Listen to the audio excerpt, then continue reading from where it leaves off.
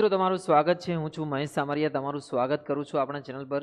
મિત્રો આજે આપણે ધોરણ 10 માં ચેપ્ટર નંબર 1 વિજ્ઞાનમાં રાસાયણિક પ્રક્રિયાઓ અને સમીકરણો સમજીશું। બહુ સરળ ચેપ્ટર છે અને બહુ મજાનું બી એટલા માટે છે કે રસાયણશાસ્ત્રનું આ પહેલું ચેપ્ટર છે તમારે। ઓકે, તો જેટલી બી પ્રક્રિયા છે એનું આપણે ચિત્ર સાથે વર્ણન જોઈશું અને દરેક ટોપિકને આપણે સરળતાથી સમજીશું। Let's begin.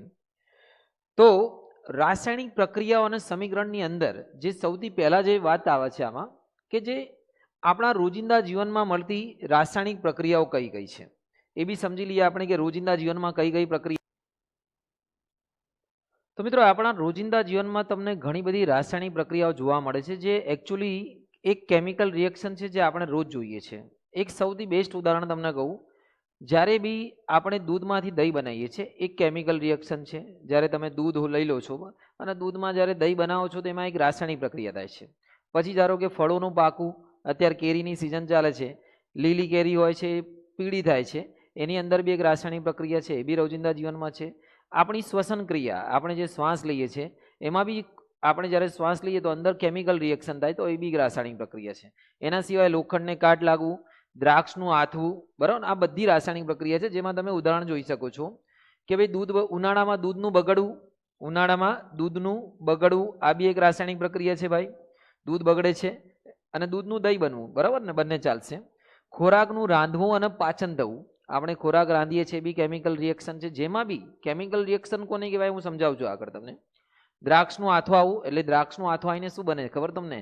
દ્રાક્ષનું આથવાઈને બને છે આલ્કોહોલ, બરાબર, યાદ રાખજો આથવણમાં।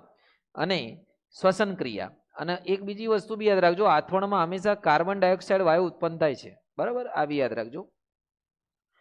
તો હવે તમને કોઈ પૂછે કે ભાઈ રાસાયણિક પ્રક્રિયા ક્યારે થઈ કહેવાય, કે ભાઈ આપણે ક્યારે કહી શકીએ કે રાસાયણિક પ્રક્રિયા થઈ છે, તો એનું સૌથી બેસ્ટ જે ઉદાહરણ છે એ છે કે જો પદાર્થનું તાપમાન બદલાય, પદાર્થના રંગમાં ફેરફાર થાય, એટલે કલર ચેન્જ થાય। ધારો કે આપણે કલર ચેન્જ થાય એનું ઉદાહરણ છે પીળી કેરી, લીલી કેરી પીળી બને છે, આ રાસાયણિક પ્રક્રિયાનું છે।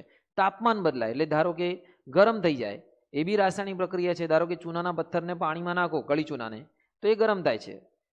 એના સિવાય પદાર્થમાં વાયુ ઉત્પન્ન થાય, ધારો કે કોઈ કળી ચૂનાને પાણીમાં નાખો તો બી કાર્બન ડાયોક્સાઇડ ઉત્પન્ન થાય, એ બી રાસાયણિક પ્રક્રિયા છે।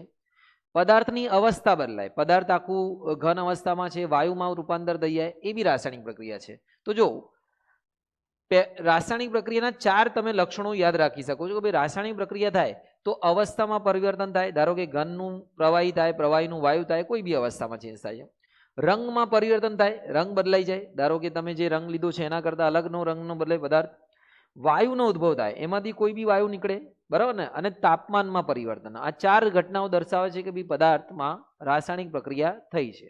ઓકે, એના પછી છે મિત્રો કે મેગ્નેશિયમની પટ્ટી, તમે મેગ્નેશિયમની વ્હાઇટ પટ્ટી લેશો અને એને જ્યારે સળગાવશો તો મેગ્નેશિયમની પટ્ટીને સળગાવશો તો મેગ્નેશિયમ ઓક્સાઇડ મળશે જે સફેદ તેજસ્વી પ્રકાશ સાથે સળગે છે, જગારા મારતા સફેદ તેજસ્વી પ્રકાશ સાથે। અહીંયા પ્રક્રિયા શું થાય છે હું તમને સમજાવી દઉં। ધારો કે તમે મેગ્નેશિયમ લીધું છે Mg પ્લસ તેને હવાની હાજરીમાં તમે બાળો છો, ઓક્સિજનની હાજરીમાં, તો અહીંયા તમારું બનશે મેગ્નેશિયમ ઓક્સાઇડ, અહીંયા 2 આવશે ને અહીંયા 2 આવશે। તો અને જ્યારે બી મેગ્નેશિયમની પટ્ટીને સળગાવવામાં આવે ત્યારે સળગાવતા પહેલાં એને કાચ પેપરથી શું કરવામાં આવે છે? ઘસવામાં આવે છે। તો મેગ્નેશિયમની પટ્ટીમાં હવામાં સળગાવતા તે જગારા મારતી સફેદ જ્યોત સાથે સળગે છે અને સફેદ પાવડર બનાવે છે મેગ્નેશિયમ ઓક્સાઇડ। અને સળગાવતા પહેલાં કાચ પેપરથી કેમ સાફ કરવામાં આવે છે? કે જેનાથી નિષ્ક્રિય પડ એમાંથી નીકળી જાય, અવરોધ ઉત્પન્ન ના થાય, જે ઘસાયેલી ઉપર નિષ્ક્રિય પડ બની ગયો એને નીકાળવા માટે મેગ્નેશિયમની પટ્ટીને સળગાવવામાં આવે છે। તો આમાંથી એક્ઝામમાં પૂછાય છે કે મેગ્નેશિયમની પટ્ટીને સળગાવતા કેવો પ્રકાશ ઉત્પન્ન થાય છે? તો અહીંયા ધ્યાન રાખજો, સફેદ જ્યોત ઉત્પન્ન થાય છે। ઓકે, આગળ વાત કરીએ ભાઈ કે આપણી પાસે એક કોનિકલ ફ્લાસ્ક છે। હવે તમે કોનિકલ ફ્લાસ્ક તો જોયો હશે, પ્રયોગશાળામાં હોય છે, ચંબુ જેને આપણે કહીએ છીએ। એની અંદર આપણે લેવાનું દાણેદાર ઝીંક, દાને દાને में जिंक का दम, बराबर ने। तो दाणेदार जिंक लेशो તમે અને એની અંદર નાખશો તમારે એસિડ। તો જ્યારે બી તમે ઝીંક લીધું છે ભાઈ, આ ઝીંકના ટુકડા છે અને તમે નાખ્યું આની અંદર હાઇડ્રોક્લોરિક એસિડ ભાઈ, તો ધાતુ અને એસિડ વચ્ચે પ્રક્રિયા થઈને અહીંયા બનશે તમારો ઝિંક ક્લોરાઇડ અને હાઇડ્રોજન વાયુ નીકળશે. અહીંયા 2 મૂકી દો, આ હાઇડ્રોજન વાયુ નીકળ્યું. ઓકે, તો આ જે પ્રક્રિયા છે એમાં આપણે દાણેદાર ઝિંક લઈને કોની સાથે પ્રક્રિયા કરી? એસિડ સાથે. તો આપણને કયો વાયુ ઉત્પન્ન થયો? હાઇડ્રોજન વાયુ. જેને તમે સળગતી મીણબત્તી લાવશો તો પટાક પટાક અવાજ આવશે, જે દર્શાવે છે કે ભાઈ હાઇડ્રોજન વાયુ દહનશીલ છે. ઓકે, બીજું વાત કરીએ, એક હજી ઉદાહરણ લઈ લઈએ આપણે. ઓકે, હવે આપણી પાસે જે છે બીજું મેન જે પ્રક્રિયા છે એની વાત કરીએ તો સમીકરણનું સંતુલન કરવા બી તમને આવડવા જોઈએ. એની બી આપણે એક આખો અલગથી વિડીયો બનાવીશું સમીકરણ સંતુલિત કરવાનું. પણ અત્યારે જે આના ટોપિકો છે પાઠના એ બી લઈ લઈએ આપણે. અને સમીકરણની અંદર કોઈ બી જે વસ્તુ લખેલી હોય તમને સમજાવું. ધારો કે એક સમીકરણ છે, આપણે લઈ લઈએ, ધારો કે H2 plus O2 gives H2O. હવે જો 2 અને 2 આ એક સમીકરણ થઈ ગયું છે. કોઈ બી ધારો કે લઈ લઈએ આપણે અત્યારે મેગ્નેશિયમ લઈ લઈએ પ્લસ મેગ્નેશિયમની ઓક્સિજન સાથે પ્રક્રિયા લઈએ MgO. હવે કોઈ પણ સમીકરણની અંદર જે સૌથી મહત્વનું છે ને બગા, એ છે પ્રક્રિયક. એ શું છે? પ્રક્રિયક. અને એમાંથી બનતું નિપજ. પ્રક્રિયક કોને કહેવાય ને નિપજ કોને કહેવાય? જે પ્રક્રિયામાં ભાગ લે છે એને પ્રક્રિયક કહેવાય અને જે એનાથી બને છે એને નિપજ કહેવાય. નિપજમાં એક બી હોઈ શકે છે, બે બી હોઈ શકે છે. પ્રક્રિયકમાં એક બી હોઈ શકે, બે બી હોઈ શકે છે. ધારો કે તમને હું ઉદાહરણ આપું કે ભાઈ કોઈ વસ્તુના આપણે વિઘટનનું ઉદાહરણ લઈએ તો પ્રક્રિયક એક જ હશે. H2O નું વિઘટન કરશો તો H2 પ્લસ O2, તો અહીંયા પ્રક્રિયક કેટલા છે? 1 છે. તો અહીંયા એક પ્રક્રિયક છે, નિપજ કેટલા છે? 2 છે. તો એવું બી હોઈ શકે છે. અહીંયા 2 મૂકી દઈએ. પ્રક્રિયક એટલે જે પ્રક્રિયામાં ભાગ લે, બરાબર ને? Okay, reactant. અને નિપજ એટલે જે બને છે પ્રોડક્ટ. ઓકે, યાદ રહેશે કે નહીં? જેટલું પ્રક્રિયક લેશો એટલા જ નિપજ બનશે. આ બી તમારે ધ્યાન રાખવાનું છે કે ભાઈ ધારો કે તમે 100 ગ્રામ પ્રક્રિયક લીધા તો નિપજ બી 100 ગ્રામ મળશે. ભલે અલગ અલગ બને, એ બધાનું વજન કરશો તો એટલું જ રહેશે. હંમેશા એમનું જે વજન છે ને બગા સરખું રહેશે. જો પ્રક્રિયકોનો કુલ દળ, બરાબર ને? ધારો કે તમે લાડવા, એક ઉદાહરણ લઈ લો, તમે ચા બનાવો છો તો ચા બનાવવા માટે તમે એના અંદર જે વસ્તુ નાખો છો ને બધી પ્રક્રિયક છે. ધારો કે ચા બનાવવા માટે તમે દૂધ નાખો છો, ચા પત્તી નાખો છો, પછી એની અંદર ખાંડ નાખો છો, બીજા આદુ વગેરે નાખો છો. તો આ બધાનું વજન લઈ લો અને પ્લસ જે વસ્તુ બને એનું વજન કરો. બંને સરખું જ હશે. કદાચ થોડું ઓછું થયું હશે તો એનું મેઇન કારણ છે કે એમાંથી કેટલાક વરાળ બી રૂપાંતર થઈ ગયું છે. બરાબર, એને આપણે માપી ના શકીએ. ઓકે, પણ ચા અને ચા પત્તીનું બધું વજન બન્યા પછી બી એના લગભગ બરાબર આવી જશે. વરાળ જેટલું ગાયબ થયું એટલું ઓછું થશે. તો કહેવાનો મતલબ શું છે કે પ્રક્રિયકોનું કુલ દળ બરાબર નિપજોનું કુલ દળ હોય છે. બંનેનું વજન કેવું હોય છે? સરખું હોય છે, હંમેશા બેલેન્સમાં હોય. અને એમાં જ્યારે તમે પ્રક્રિયકો જેટલા લો એટલા જ તમારા નિપજ બી લેવા પડે. એ બી તમને સમજાવી દઉં. ધારો કે આપણે એક ઉદાહરણ લઈએ.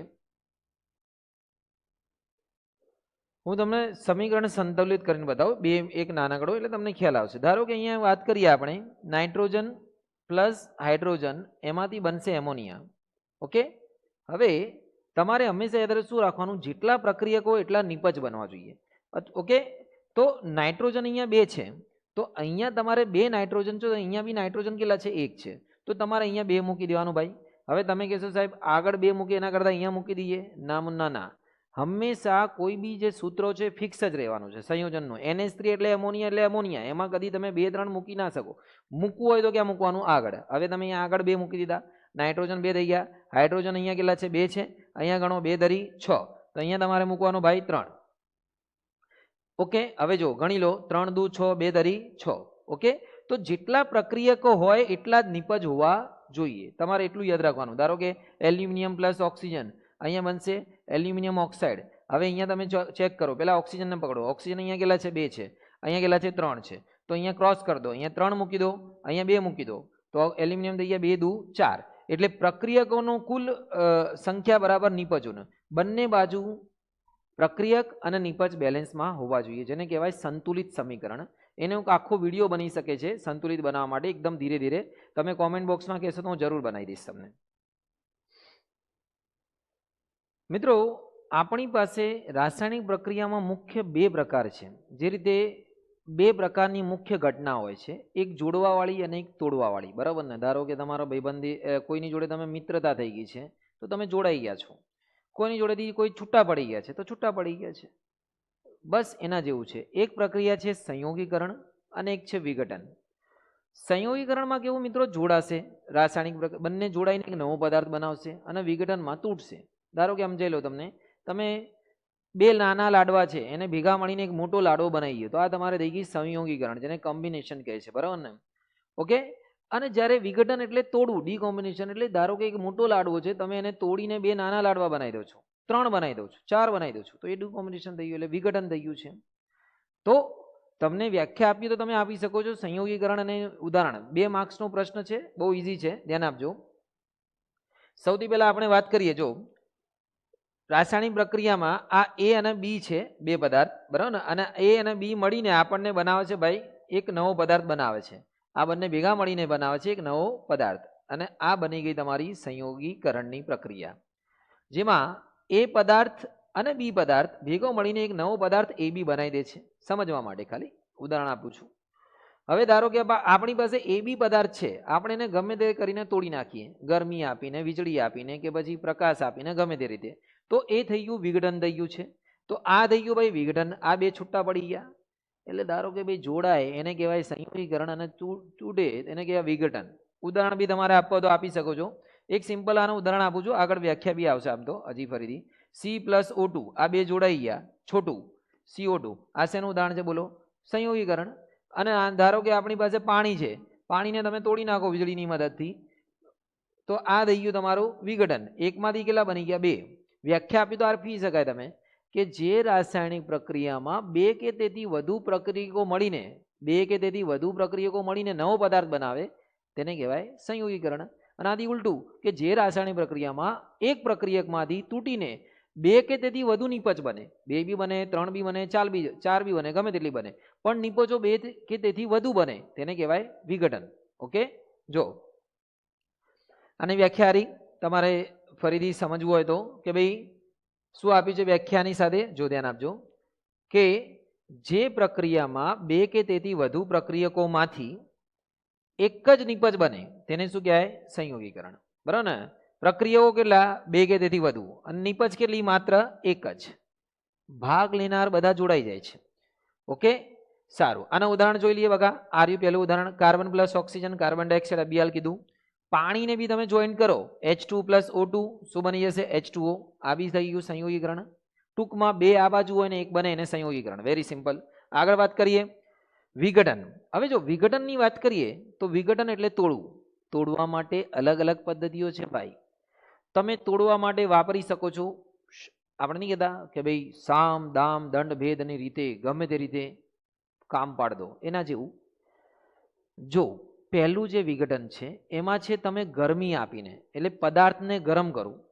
ઓકે, ચૂનાના પથ્થરનું ઉદાહરણ લઈ શકો છો, બધા ઉદાહરણ બી કહી દો તો બી એનું વિઘટન થઈ જાય છે. બીજું છે વિદ્યુત પસાર કરો, એમાંથી જ્યારે તમે વિદ્યુત પસાર કરશો તો એના ઘટકો છૂટા થઈ જશે, જેવું પાણીનું ઉદાહરણ છે.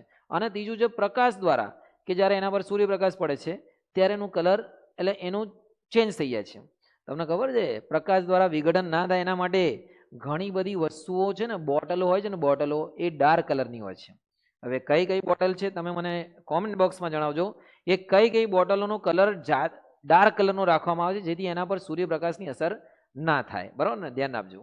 ઓકે, તો જો ભાઈ વ્યાખ્યા તમે જોઈ શકો છો. બીડું લોકો ધ્યાન આપો કે સૌથી પહેલા જે રાસાયણિક પ્રક્રિયામાં એક જ પ્રક્રિયક તૂટીને એકથી વધુ સરળ નિપજો બનાવે છે તેને વિઘટન કહે છે. એના દ્વારા આપણે કોનો ઉપયોગ કરી શકીએ? ઉષ્માનો, પ્રકાશનો અને વિદ્યુતનો. આ 3માંથી કોઈ બી એકનો ઉપયોગ કરી શકીએ છીએ. તો એક ઉદાહરણ લઈએ કે જેમાં કોઈમાં ઉષ્માનો ઉપયોગ છે, કોઈમાં વિદ્યુતનો છે અને કોઈમાં પ્રકાશનો છે. તો સૌથી પહેલા આપણે વાત કરીએ ભાઈ, આપણો જે સૌથી પહેલો જે ટોપિક છે એ છે ઉષ્માનો ઉપયોગ કરીએ. ચૂનાના પથ્થરનું નામ તો તમે સાંભળ્યું હશે. ચૂનાનો પથ્થર, આરસપારસનો પથ્થર બી કહેવાય એને. આરસપારસ, ચૂનાનો પથ્થર આ બધા એક જ છે. CaCO3 એને તમે જ્યારે ગરમ કરશો જમીનમાંથી નીકળ્યા પછી તો કળી ચૂનો બનશે અને કાર્બન ડાયોક્સાઇડ વાયુ છૂટું થશે. તો આ એક પદાર્થ છે જેના કેટલા ઘટકો બન્યા બગા? 2 પદાર્થ. શેની મદદથી બનાવે આપણે? ઉષ્માની મદદથી. શેનાની મદદથી? ઉષ્માની મદદથી. એટલે એને કહેવાય ઉષ્મીય વિઘટન. તો ઉષ્મીય વિઘટનનું આ ઉદાહરણ છે બેસ્ટ. બીજું બી ઉદાહરણ તમે ઉષ્મીય વિઘટનનો ઘણા બધા આના ચૂનાના પથ્થરને તમે લઈ શકો છો. ઝિંક કાર્બોનેટ લઈ લો તો બી ચાલશે. એક બીજું ઉદાહરણ, એને બી ગરમી આપો તો એ છૂટું પડશે. ઝિંક ઓક્સાઇડમાંથી same to same plus CO2 આ બી લખી શકો છો. તો ઉષ્મીય વિઘટન એટલે જેમાં ગરમી દ્વારા વિઘટન કરવામાં આવે છે. ઓકે, આગળ વધીએ વિદ્યુતીય વિઘટનમાં. તો વિઘટનની અંદર બીજો ઉષ્મી વિઘટનનું હજી એક ઉદાહરણ છે જે એકાદ માર્ક્સમાં પૂછે છે. Ferrous sulphate. ફેરસ સલ્ફેટ તમે જોઈ શકો છો, આ છે ફેરસ સલ્ફેટ FeSO4. એને તમે ગરમ કરો છો, આ ગરમ કર્યું એટલે ઉષ્મીય વિઘટન ચાલુ થઈ ગયું છે, ગરમ કરવાનું. તો આની અંદરથી તમને એક વાસ, આમ વાસવાળી ગેસ નીકળશે આમાંથી. અહીંયાથી દેખાશે તો સારું છે. આ ગેસ નીકળે છે આમ કાળા રંગની વાસવાળી, બરાબર ને, વાસ આવે છે. તો આ જે ગેસ છે કઈ છે, એનો બનશે શું? આનું જ્યારે ફેરસ સલ્ફેટને તમે ગરમ કરશો તો અહીંયા બનશે ફેરિક ઓક્સાઇડ પ્લસ SO3 અને SO2 આ બે વાયુ બનશે, બરાબર ને? યાદ રહેશે કે તમને? તો ધ્યાન રાખજો ફરીથી. આ બંને વાયુ સલ્ફરના સંયોજનો છે, SO2 અને SO3, એટલે એની તીવ્ર વાસ આવે છે. સમીકરણ સંતુલિત કરવા માટે અહીંયા બે મૂકી દો એટલે થઈ જશે. તો પ્રશ્ન શું છે? શરૂઆતમાં જે ફેરસ સલ્ફેટ છે એનો કયો રંગ છે? લીલો રંગ છે. અને જ્યારે તમે એને ગરમ કરશો તો એમાંથી કયો વાયુ નીકળશે? બોલો, તીવ્ર વાસવાળો, પેલો જે ટાયરની બળવાર જેવી વાસ આવે છે, સલ્ફર ડાયોક્સાઇડ અને સલ્ફર ટ્રાયોક્સાઇડ. આ ડાયોક્સાઇડ છે ને ટ્રાયોક્સાઇડ, બે વાળું ડાયોક્સાઇડ, ત્રણ વાળું ટ્રાયોક્સાઇડ. અને આમાંથી આ વાયુ નીકળ્યા પછી આ જે દ્રાવણ છે એનો રંગ થઈ જશે લાલાશ પડતો. લાલાશ પડતો, આ બી યાદ રાખજો. અને આ એનું થઈ ગયું છે તમારું સમીકરણ. અહીંયા તમને એક કીધું છે કે વાયુને સીધો નાક તરફ ના વાળો, કે નાક તરફ વાળશો તો નાકના વાળ બળી શકે છે, કે સલ્ફર છે. ઓકે, તો આટલું ખબર પડી ગઈ છે. આગળ વાત કરીએ ભાઈ. એક બીજો છે, બહુ મોસ્ટ ટાઈમ બી છે ભાઈ, મોસ્ટ ટાઈમ બી સમીકરણ છે કે લેડ નાઇટ્રેટ ને લેડ નાઇટ્રેટ, આ બધા વિઘટનના ઉદાહરણ છે. બીડું કયું વિઘટન? ઉષ્મીય વિઘટન. જેમાં બી બર્નનો ઉપયોગ કરીએ છીએ બધા ઉષ્મીય વિઘટન છે, બરાબર, ગરમ કરીએ છીએ. ઓકે, તો આની અંદર લેડ નાઇટ્રેટને જ્યારે તમે ગરમ કરશો તો લેડ નાઇટ્રેટમાંથી તમને બનશે લેડ ઓક્સાઇડ અને પ્લસ શું? તમને એમાંથી નીકળશે કથ્થઈ રંગનો વાયુ. કથ્થઈ આંખો વાલી કથ્થઈ રંગનો વાયુ, એ બનશે નાઇટ્રોજન ડાયોક્સાઇડ. નાઇટ્રોજન ડાયોક્સાઇડ યાદ રાખજો.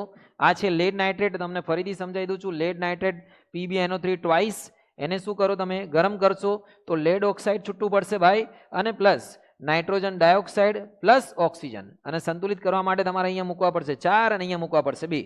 આ તમારે યાદ રાખવાનું કે ભાઈ કે જ્યારે બી તમે લેડ નાઇટ્રેટને ગરમ કરશો તો કયા રંગનો? બોલો, કથ્થઈ રંગનો નાઇટ્રોજન ડાયોક્સાઇડ નીકળશે. આ જે આખો દેખાય છે આ છે NO2. કયા કલરનો? કથ્થઈ રંગનો. હું વારંવાર એટલા માટે કહું છું કે આ પરીક્ષામાં બહુ પૂછાય છે, 1 માર્ક્સમાં. ઓકે, શેનું ઉદાહરણ છે? વિઘટનનું ઉદાહરણ છે, ઉષ્મી વિઘટનનું. આગળ વાત કરીએ ભાઈ. હવે આવી જઈએ આપણે વિદ્યુતીય વિઘટન. મતલબ એવો વિઘટન કે જેમાં આપણે કરંટ પસાર કરવાનો છે, વીજળી પસાર કરવાનો, વીજળી પસાર કરીને તોડવાનું છે. એનું સૌથી બેસ્ટ ઉદાહરણ છે પાણી. ધ્યાન દીજો, આમાં કઈ કઈ વસ્તુ છે તમને સમજાવી દઉં. તો સૌથી પહેલા ભાઈ આની અંદર આપણી પાસે જે છે, ઓકે, આ છે 2 કાર્બનના સળિયા અને આ છે આપણી 2 કસનળી. ઊંધી નળી મૂકેલી છે કે જ્યારે આપણે આના ભરેલું શું છે? પાણી છે. બસ ટૂંકમાં પાણીની અંદર કરંટ પસાર કરો. પાણી એટલે કોણ? H2O. તો જ્યારે પાણીમાં તમે કરંટ પસાર કરશો, આ ડબ્બો લીધો છે બંધ, એને વીજળી સાથે જોડી દીધું છે, બેટરી સાથે, અને જ્યારે તમે એને પસાર કરશો તો શું થશે ભાઈ? કે તમારા 2 વાયુઓ છૂટા પડશે. જ્યારે પાણીને H2Oમાં તમે વીજળી પસાર કરશો, H2 + O2 2 વાયુઓ ભેગા થશે. ઓકે, તમે એને ચકાસવી શકો છો.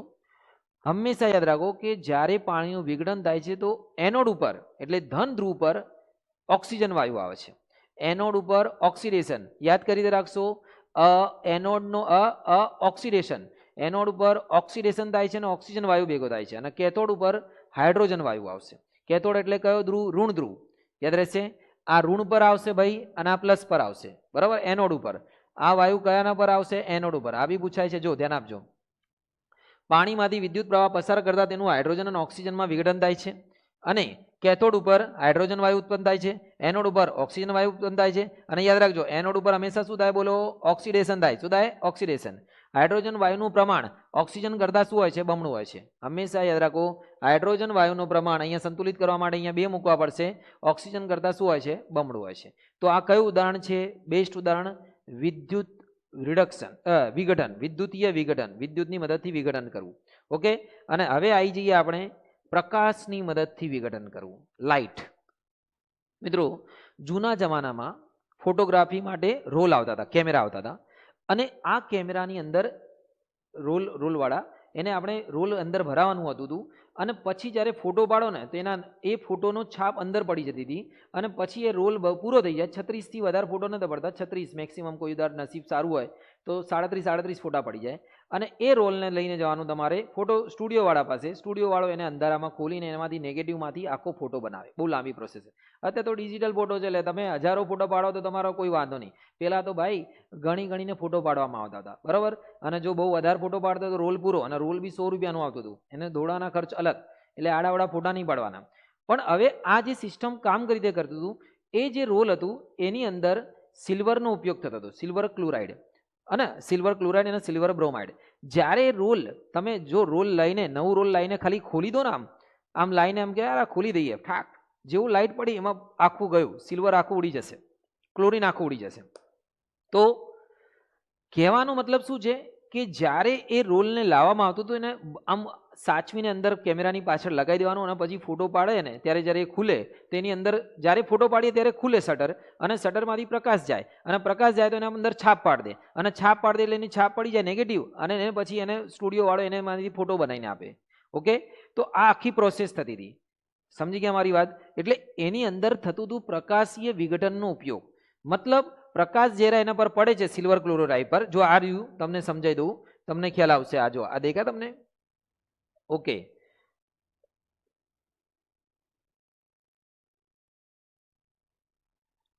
તો ભાઈ હવે તમે જોઈ શકો છો, આ છે સિલ્વર ક્લોરાઇડ AgCl. એના પર જ્યારે સૂર્યપ્રકાશ પડશે તો એમાંથી ક્લોરીન વાયુ નીકળી જશે. જો અહીંયા સમીકરણ આપ્યું છે AgCl, હું તમને એવું તો લખી દઉં. AgCl એના પર કયું પડશે બકા? સૂર્યપ્રકાશ. સૂર્યપ્રકાશ પડશે તો સિલ્વર Ag અલગ થઈ જશે અને ક્લોરીન અલગ નીકળી જશે. અહીંયા બે ક્લોરીન 2 છે, તો અહીંયા બી 2 મૂકવા પડશે, ને અહીંયા બી 2 મૂકવા પડશે. આ સંતુલિત થઈ ગયું છે. AgCl ના બદલે AgBr બી લઈ શકો છો તમે, કોઈ વાંધો નહીં. હવે ધ્યાનથી સાંભળજો કે આ બંને પ્રક્રિયાનો ઉપયોગ જૂના જમાનામાં શ્યામ શ્વેત, બ્લેક એન્ડ વ્હાઇટ ફોટોગ્રાફીમાં કરવામાં આવતું હતું. સૂર્યપ્રકાશ ઉર્જાના રસાયણોને તોડીને ફોટોની છબી ઉપસાવતી હતી. જો તમે જોઈ શકો છો, આ કેમેરો છે, આની પાછળ રોલ છે, રોલ અંદર ભરાયેલું હોય છે, અને ફોટો પાડીશું તો આના જે અંદર લેન્સ છે એનાથી અંદર સૂર્યપ્રકાશ જશે. સૂર્યપ્રકાશ જશે તો આ જે પટ્ટી છે, જે સિલ્વર ક્લોરાઇડની કે બ્રોમાઇડની બનેલી છે, એના પરથી એ નીકાળ દેશે, ક્લોરીનને ઉડાડ દેશે, એટલે અહીંયા છાપ પડી જશે. અને આખી રીતે આ પ્રકાશીય વિઘટનનું ઉદાહરણ છે. યાદ રહેશે કે નહીં? ઓકે. તો આ રીતનું આપણું આ ટોપિકો પૂરા થાય છે. અને છેલ્લી વાત શું કે ભાઈ બંનેમાં તફાવત, વિરુદ્ધ પ્રક્રિયા શું છે? સંયોગીકરણ અને વિઘટન એકબીજાની વિરોધ પ્રક્રિયા છે. કારણ કે જો સંયોગીકરણમાં શું થાય છે, 2 માંથી 1 બને છે. ઓકે, 2 કે તેથી વધુમાંથી, આમાંથી 1 માં 2 માંથી વધે છે. આમાં પ્રક્રિયક વધારે અને નિપજ 1, આમાં પ્રક્રિયક ઓછું, નિપજ વધારે. આના ઉદાહરણ આ રીતે તમે તફાવત લખી શકો, કદાચ પૂછાય તો. તો મિત્રો, આની સાથે આ ચેપ્ટરનું એક મહત્વનું ટોપિક પૂરું થાય છે. તમને જો બીજો ભાગ જોઈએ હોય તો કોમેન્ટ બોક્સમાં જરૂર જણાવજો, અને વિડીયો કેવો લાગ્યો એ બી મને કહેજો. આપણે નવા વિડીયો આવતા રહેશે. ચેનલ પર નવા આવો તો સબસ્ક્રાઇબ કરજો, જેથી તમને તમારા કામના વિડીયો મળતા રહે. તૈયારી કરો, આગળ વધો. શુભમ.